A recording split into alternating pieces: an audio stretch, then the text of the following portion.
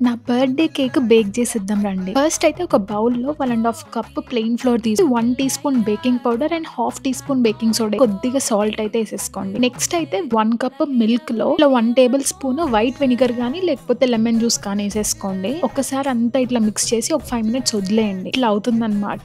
So దీన్ని dry ఇంగ్రీడియంట్స్‌లో వేసేసుకోవాలి. And 1 cup sugar వేసుకోవాలి అండ్ ½ కప్ ఆయిల్ కూడా వేసుకోండి. 1½ టీ స్పూన్ వెనిలా ఎసెన్స్ కూడా వేసుకోండి.